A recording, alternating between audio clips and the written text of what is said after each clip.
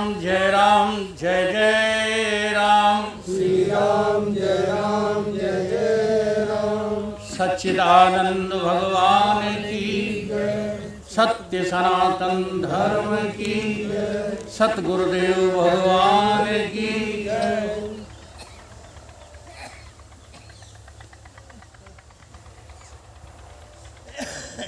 यहाँ से विचार करो,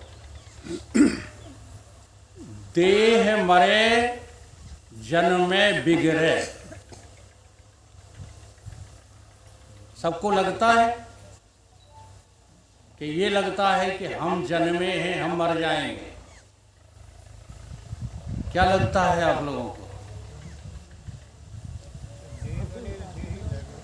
हाँ, देह मरे जन्मे बिगड़े और मन में हर्ष शोक मनावत भाई। और सुख दुख किसके धर्म में है? ये तुम्हारे धर्म नहीं है, ये देह के धर्म नहीं है। सुख दुख किसको होता है? मन को। अब ये सबके नाम क्यों ले रहे हैं कि तुम अनुभव करो। जब सुखी दुखी होते हो तो क्या लगता है, और मरोगे तब क्या लगेगा। जन्मे मरे देह बिगड़े, तीन काम देह के होते हैं। और सुख दुख किसको होता है? मन को होता है। कर्ता भोक्ता बुद्धि बनी। ये कर्ता भोक्ता कौन बनता है? आज रोटी कौन बनाएगा? जो बनाएगा उसको लगेगा कि मैंने बनाई। असल में ये धर्म जो है उसका नहीं है जिसने बनाई, उसने तो जबरदस्ती अपने ऊपर बुद्धि में लाद लिया है। कर्ता भोक्ता बुद्धि बनी और अति चंचल चित्त प्रपंच रचाई। और ये जो दुनिया दिखाई दे रही है, ये तुम्हारे चित्त ने रचना खड़ी कर ली है।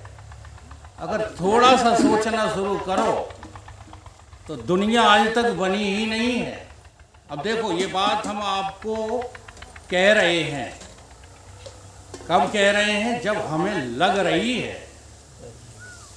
चाहो तो परीक्षण कर लेना चाहे जाओ कि हम अच्छे कपड़े पहन लेते हैं, ठीक है, आपके साथ बैठ के रोटी खा लेते हैं।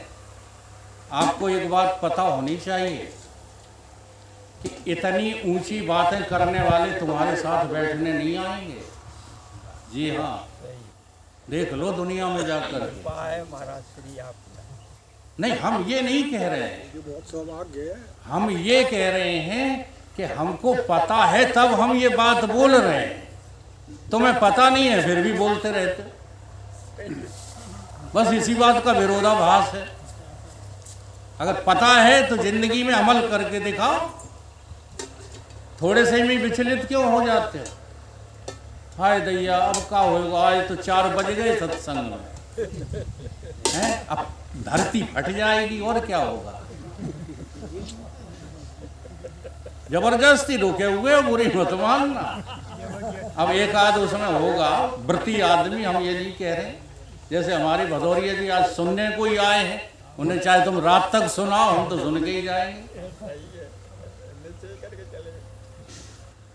तो कर्ता भोक्ता बुद्धि बनी और चित्त ने है जो ये सारी दुनिया रचा के खड़ी कर ली है। अति चंचल चित्त ये प्रपंच रचाई। और भूख और प्यास किसको लग रही है? हमें लग रही है। देखो, यहां तो तुम कह दोगे प्राण को, हाँ, लेकिन जब लगे तब जो है होश में रहना। जब लगे, जी हाँ, आज सारा दिन हो गया बिना खाए लगे हैं, हल जोत रहे हैं, कोई पूछ ही नहीं रहा, कलेऊ आ ही नहीं रहा, चिड़चिड़ा रहे हैं। क्या उस समय तुम्हें लगता है कि हमको भूख नहीं लगी? ये तो प्राणों का धर्म है।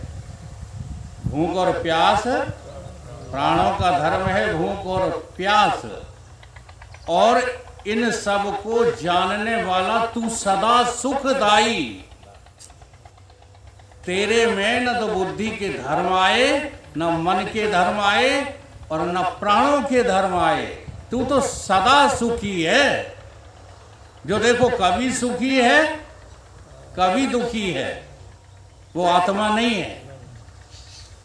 उस पूर्वक जो है इसका चिंतन किया करो। जो सदा सुखी है, सारे ब्रह्मांड में जो है आग लग जाए फिर भी हमें दुखी न कर पाए, तो हम आत्मा है। नहीं काहे की आत्मा जरा सी गाली बुरी लग जाए और सारी रात सो न पाओ, तो काहे की आत्मा हो? तो आत्मा सदा सुखदाई, हमेशा जो है उसको सुख ही सुख है, परम सुख है। वहाँ सुख दुख की जो है आपाधापी है ही नहीं। और चेतन कृष्ण, ये कृष्ण जो जन्माष्टमी को पैदा हुए कैसे हैं? चेतन आत्मा ब्रह्म कृष्ण, और बने जड़ देही। क्या बन गए? हाँ, तुम्हें लगता है कि तुम कृष्ण हो, और ये तो लगता है कि हम फलाने के पिता हैं, फलाने की माँ हैं, ये तो लगता है। और भटमातपुरा के आश्रम के हम साधु हैं, ये तो लगता है। नहीं लगता है तो कहो, नहीं लगता कोई बात नहीं। नहीं लगता है तो तुम ब्रह्म हो। अब एक बात लगनी चाहिए, बीच में अटके हो तो सब गड़बड़ ही है। अगर बीच में कहीं अटके हो तो बिल्कुल ही गड़बड़ है। तो चेतन कृष्ण बनो जड़ देही, ठीक है। और नकटन से मिल के तूने अपनी नाक कटाई। अब ये बात गाली लगेगी, गाली लगेगी कि नहीं? और नकटा तुम्हें लगता है कि हम नकटा हैं, हमारी नाकें कट चुकी हैं। बहुत बढ़िया बात है ये। एक गांव में धोखे से कोई नाक पे बाल होंगे तो ब्लेड से जो है बाल बना रहा था, तो कहीं से आवाज आई तो हाथ कस गया तो नाक कट गई। हाँ, ब्लेड रपट गया, नाक कट गई। अब उसने जो है नाक पे रुमाल बांध लिया, लेकिन चाहे जितना बांधो वो तो छिपेगी नहीं। अब पूरे गांव ने जो है देख ली। अब गांव वाले उनका जो है संबोधन किया करें, नकटा दद्दा, कोई नकटा कक्का, कोई नकटा भैया। बहुत परेशान बेचारे। सुबह जगह नहीं और तब से शुरू हो जाए शाम तक नकटा नकटा, जो आए सो नकटा भैया ने पानी पिला देना। देखो काम तो पुण्य का करवा रहे हैं, बोल कर रहे हैं, अब हो नकटा ता से बोल रहे हैं, तो परेशान हो गए। हमारे जो है रघुनाथ जी जैसे आदमी से सलाह ली, इन्होंने कहा तुम साधु हो जाओ तो इज्जत होने लगेगी। अब वो साधु हो गए, सन्यास ले आए विजयानंद जी की तरह। ठीक है, चाय का शूल ले आओ। अब गांव वाले कहें आओ नकटा साधु आए। ये नकटापना नहीं गई जाता है। चाहे जहां चले जाओ आप, चाहे कुछ करते रहो, चाहे जितने दिन सत्संग करो, तुमने नकटन के संग मिल करके नाक तो कटाई ही ली है। अब नकटापन यदि तुम्हें दूर करना है तो गुरुदेव की बात का अनुकरण करो कि तुम नकटा हो ही नहीं। चाहे दुनिया चिल्लाती रहे, दुनिया चिल्लाती रहे, कि तुम कक्का हो, अम्मा हो, दद्दा हो, चिल्लाने दो। तुम आदमी हो, तुम औरत हो, चिल्लाने दो। तुम तो ये कहो हमारे गुरु ने कहा है कि हम ब्रह्म हैं। बल्कि ये बात सुन करके लोगों को चिढ़ होती है, चिढ़। उस पर जो है चिंतन नहीं है, कोई मनन नहीं है। अब देखो, जरा सोच करके देखो तो तुम कृष्ण और चेतन ब्रह्म के अलावा कुछ निकलोगे नहीं। जैसे अभी अभी आप जाग रहे हो, जागृत अवस्था है आपकी, तो आपको ही पता है किसी और को? अब यहां दो चीजें हैं, आपको पता तो है, लेकिन आपको अपनी बुद्धि के द्वारा पता है, ठीक है, और इंद्रियों के द्वारा पता है।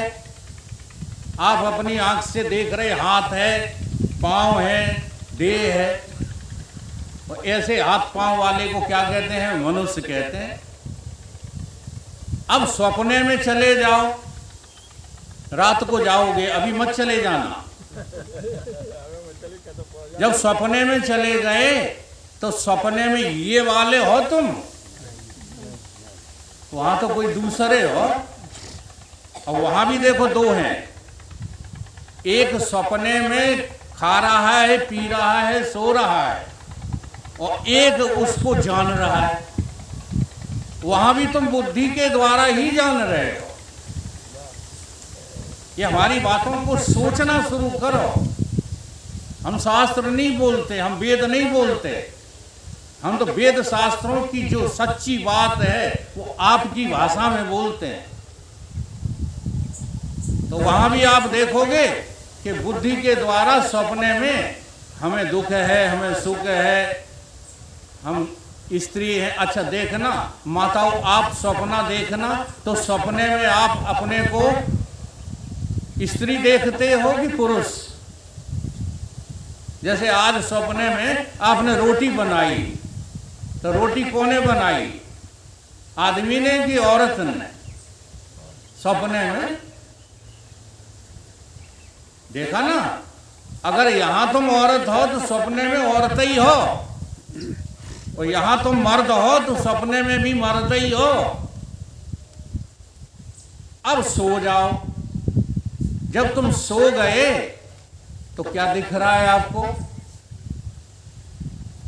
अब सारा व्यवहार खत्म, सपने वाले भी कार्यक्रम खत्म। नींद में तुम्हें क्या दिखता है?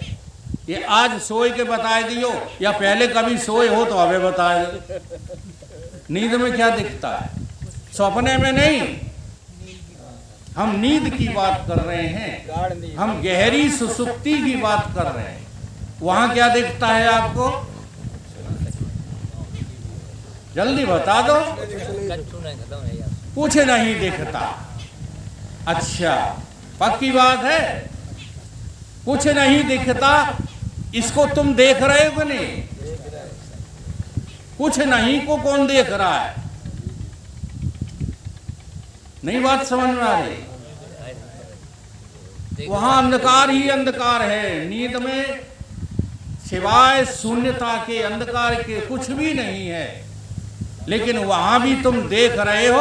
अब वहां तुम बुद्धि के द्वारा नहीं देख रहे, तुम मन के द्वारा नहीं देख रहे, तुम इंद्रियों के द्वारा नहीं देख रहे। वहां तुम्हारे पास देखने के लिए कोई सामान है ही नहीं, परंतु तुम हो, इसलिए तुम्हें अंधकार दिख रहा है कि नहीं हो? तो देखो, ये वाला व्यवहार वाला तुम्हारा मैं तो मर गया सपने में, वो सपने वाला मैं मर गया नींद में। 2 बार मर गए। लेकिन नींद में भी तुम कुछ न कुछ देखने के लिए मौजूद हो कि नहीं हो? तो जैसी नींद और तैसी तुम्हारी मौत। मौत में भी यही होगा। इसलिए तुम मरने पर भी मरोगे नहीं। बोलो, हो तैयार इस बात की ज्ञान के लिए? मेरी बातों से तो बात समझ में आ गई। लेकिन ये आपके अंतःकरण में टिकेगी बात? वे तो मना कर रहे हैं नहीं टिकेगी। अब उसका भी हम कारण बता दें क्यों नहीं टिकेगी। क्योंकि तुमने नकटन संग है नाक कटाई। तुम्हें नकटा ये सब इतने प्रिय हैं, हाँ, इनको तुम नहीं छोड़ पाते हो, ब्रह्म की बातें करते हो। ब्रह्म की बात उस दिन करना जिस दिन तुम्हारी नकटों की संगत छूट जाए। रहो नकटों के संग, लेकिन नाक तो बचा के रहो। अब वो नाक बचा नहीं पाते हो। क्यों नहीं बचाते हो? नकटे ने कह दिया कि हमने इसलिए नहीं कटाई, हाँ, कि दुनिया चाहिए हमें। नाक कटाने पे भगवान मिल गए, तो भगवान मिलने के लालच में सबने ही नाक कटा ली, पूरा गांव नाक कटा हो गया। तो भगवान मिले नहीं। इसी प्रकार से हम आदमी हैं, हम औरत हैं, हम फलाने के लड़का हैं, हम फलाने के बाप हैं, ये सब नकटाओं की परिभाषाएं तुमने अपने पर लाद रखी हैं। क्यों? क्योंकि तुम्हें इसी संसार में इज्जत चाहिए, वैभव चाहिए, संसार का आनंद चाहिए। और ये सब जब तक नहीं त्यागोगे तब तक नकटों की संगत छूटेगी नहीं। और वो भगवान होता है जो नकटों की संगत छोड़ देता है। जब नकटों की संगत छोड़ देता है तब वो देखो कैसे आता है इस संसार में। ईमानदारी से आपने कथाएं सुनी होंगी तो आपको पता होगा कि कृष्ण जन्मे कहाँ? कहाँ जन्मे? मथुरा में। हाँ, तो मथुरा में कृष्ण है, जन्मा हुआ है कहीं नहीं? हमेशा अभी भी मथुरा में ही है। जी हाँ, जन्मा हुआ कृष्ण मथुरा के अलावा और कहीं होता नहीं। कहानी कथाएं सुनते हो, समझते कुछ हो नहीं। मन ही तो मथुरा है। तो मन में चैतन्यता है कि नहीं है? जो जन्मती है वो चैतन्यता है, ठीक है, और जिसमें से जन्मती है उसका नाम चेतन है। जैसे मिट्टी से घड़ा जन्मा है, मिट्टी से मकान जन्मा है, मिट्टी से सकोरा जन्मा है, मिट्टी भी जन्मी है। बोलो। और देखो जो अजन्मा है, जो अजन्मा है वो जन्मे के सदा साथ है। जन्मा हुआ मिट जाएगा। अभी बाबा हमारे सुना गए थे, सुना गए, कुंभ जल बिच कुंभ, कुंभ बिच जल है, बाहर भीतर पानी, और बिनसो को बिनसे को कुंभ के मटका, वो कुंभ के पानी, पानी तो नहीं जो है नाश होगा। ऐसे ही बर्तन नाश होंगे कि मिट्टी नाश होगी? बर्तन ही तो होंगे। तो मिट्टी का क्या बिगड़ा? मिट्टी जब घड़ा जन्मा था तब भी अजन्मा थी, घड़ा मर गया तब भी वो जैसी की तैसी है कि नहीं? अब इसी बात को तुम्हें अपने में समझना है। तुम जन्मे, बड़े हुए, खेले कूदे, पढ़े लिखे, बूढ़े हो गए और मर गए, लेकिन वो दूसरा जो अजन्मा साथ में है तुम्हारे, वो कहाँ चला जाएगा? वो तो जैसे का तैसा है, बस उसी का नाम आत्मा है, उसी का नाम ब्रह्म है। उसको तुम अपनी में जानो। जब जान जाओगे तो तुम अजन्मा होते हुए भी इस संसार में जन्म सकते हो। भगवान ने गीता में यही अर्जुन को समझाया है। बहुत अच्छा श्लोक है। हम श्लोक जो है रटते नहीं और बघारते भी नहीं, हम श्लोक केवल आप लोगों को समझाने के लिए बोलते हैं। अजो अपि सन, अव्यय आत्मा, कृष्ण कह रहे हैं, अध्याय 4 में पढ़ लेना चाहिए। अजो अपि सन, अव्यय आत्मा, भूतानाम ईश्वरो अपि सन।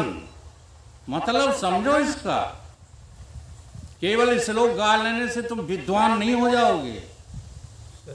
मैं अजन्मा होते हुए भी अजो अपि सन, अजो माने अजन्मा, होते हुए, सन माने होते हुए, अपि माने भी, मैं अजन्मा होते हुए भी भूतानाम ईश्वर, सब भूत प्राणियों का मैं ईश्वर होते हुए भी, बड़ा जोड़ है वहां पर भगवान का भी अक्षर पर। हूं तो मैं अजन्मा, लेकिन अजन्मा होते हुए भी कैसे जन्मता हूं? देखो खेल नकली खेल है ये।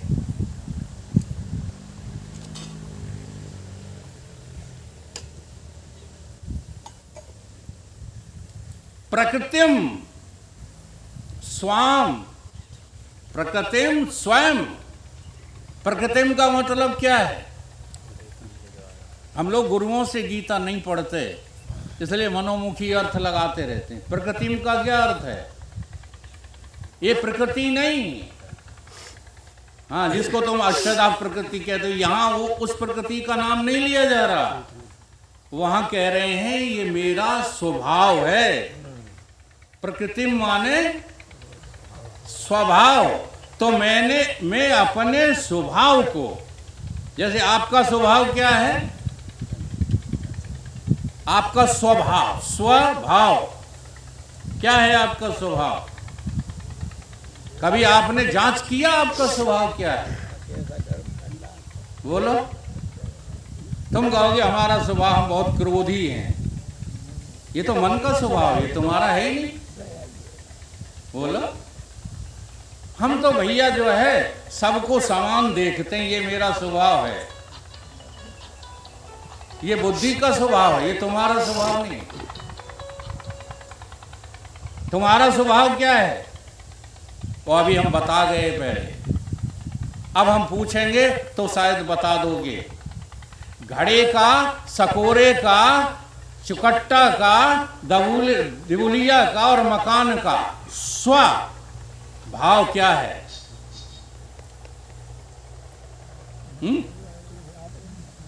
अरे बाबा लोग भी नहीं बता पाए। अरे मिट्टी उसका स्व है कि नहीं है? है कि नहीं? ऐसे ही तुम्हारा स्व, तुम्हारी आत्मा अजर, अमर, अविनाशी तुम्हारा स्वभाव है। तो भगवान कह रहे हैं वही तुम समझो।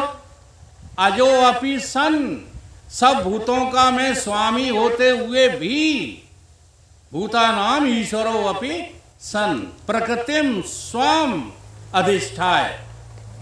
मैं अपने स्वभाव को क्या करता हूं? अधीन करके, अपने स्वभाव को जानते हुए। हाँ, मिट्टी जानते हुए घड़ा बने तो घड़ा है मिट्टी। अगर मिट्टी अपने को मिट्टी जान रही भारत, और घड़ा बन जाए, घड़ा पैदा हो जाए, तो वो घड़ा बन गई। ऐसे ही भगवान कह रहे हैं अपने को जानते हुए, अपने स्वभाव को जानते हुए मैं क्या करता हूं? प्रकृतिम स्वाम अधिष्ठाय। अपने जो है अधीन स्वभाव को लेकर के फिर क्या करते हैं? संभवामि आत्म माया, अपनी योग माया से प्रकट हो जाता। समझ में आ रही? अच्छा, आप कैसे जो है यहां आते हो? अपनी योग माया से प्रकट होते हो या अपनी अविद्या के बस में होकर के चिल्लाते हो वाह वाह वाह? कैसे आए हो जगत में तुम बताओ? समझ लो। अभी मौका है, अगर समझ लो तो कोई दूसरा कृष्ण नहीं है। तुम ही इस संसार में आते हो, खेल करते हो और चले जाते हो। तुम्हारे अलावा कोई कृष्ण है ही नहीं। परंतु ये बात समझे बिना चिल्लाते रहने से काम नहीं चलेगा। स्वाम अधिष्ठाय संभवामि युग युग नहीं, आत्म माया, अपनी योग माया को लेकर मैं प्रकट हो जाता हूं। और करते तुम भी वही हो, लेकिन तुमने बीच में अविद्या को समझा नहीं और उस अविद्या ने तुम्हारे ऊपर सवारी गांठ ली। वहां मैंने उदाहरण दिया था, आपको याद हो? वहां नहीं दिया था, कल दिया था शायद। कबीर बाबा घोड़ी पे चढ़ के जाते थे, जंगल में घोड़ी ढील दी उन्होंने, तब तक वो घोड़ी ब्याह पड़ी, राजा की सवारी आ गई। राजा ने कही हमें लगता है मंत्री अपनी घोड़ी ब्याह गई है, चलो कोई आदमी मिल जाए तो इस घोड़ी के बच्चे को उसके कंधे पर लाद के ले चलो। तो और कोई तो मिला नहीं, कबीर ही वहां बैठे थे, तपस्या कर रहे थे। हाँ, अकेले में जो है जाकर के आंखें मूंद के बैठना बड़ा खतरनाक होता है। हाँ, इसलिए अपने घर पे लोग वागों के बीच में ही बैठ के आंखें मूंदा करो। हाँ, आंखें मूंदे बैठे हो, कहीं ना कहीं लपेट लिए जाओगे। ठीक है। तो राजा ने जो घोड़ी का बच्चा कबीर पे लाद दिया, और अब कबीर बाबा सोच रहे हैं चलते चलते कि जिस घोड़ी पर हम लद कर आए थे वही घोड़ी हमारे ऊपर लदी है। ठीक, वही दशा हमारी जन्म पर होती है। ये माया मेरे अधीन है, परंतु जन्मते समय हम विस्मरण कर जाते हैं और माया की छोटी बहन अविद्या तुम्हारे ऊपर लद जाती है।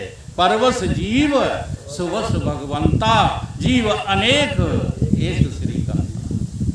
इस तरह से तुम्हारा प्रकटीकरण है। और तुम जो है, हाँ, कहाँ जन्मे हो? तुम कहाँ जन्मे हो? हैं? नहीं, भटमासपुरा में नहीं जन्मे हो। नंद के घर आनंद भयो। तुम जन्मे हो मथुरा की जेल में। जन्मे हो कि नहीं? मन ही मथुरा है। और ये मन जो है चारों तरफ से घिरा है, कर्मेंद्रियों से, ज्ञानेंद्रियों से, उनके विषयों से। जेल है कि नहीं? लेकिन जानते हुए तुम आए हो अगर, तो यहां रुकोगे नहीं। हाँ, आओगे दोबारा, लेकिन रुकोगे नहीं, जाओगे। कहाँ जाओगे? गोकुल जाओगे। लाइट चली गई? नहीं, कुत्ता खड़ा है, कुत्ता। जो सत्संग को जो है छेड़े, डिस्टर्ब करे, वो को है? समझ लो। जो अच्छे खासे चल रहे सत्संग को डिस्टर्ब कर दे, उसका नाम क्या है? क्या चल रहा है वीडियो कि बंद है? चल रहा है। हाँ, तो हम कहाँ कह रहे थे? मथुरा में जन्मे, लेकिन मथुरा में टिके नहीं। कहाँ पहुंचे? गोकुल। गोकुल माने होता है इंद्रियों का कुल। गौ माने इंद्रियां, और इंद्रियों के कुल में कौन आ गया? भगवान कृष्ण आ गए। वो सारा जो है यहाँ पर खेल तमाशा होता है। बकासुर, अघासुर, पूतना आदि सब यहीं मारे जाते हैं। और आते कहाँ से हैं? मथुरा से। जी हाँ, मथुरा का जो राजा है अहंकार, कंस, वो अपनी जो है पालतू वृत्तियों को भेजता है। और कहाँ भेजता है? इसी व्यवहार में। इसलिए तुम इस व्यवहार में ही सारे पाप कमाते हो। ये सब कंस की जो है को है, हाँ, कंस की जो है चेलियां हैं। चेलिन, चेला चेली, अघासुर बघासुर चेला है और पूतना चेली है।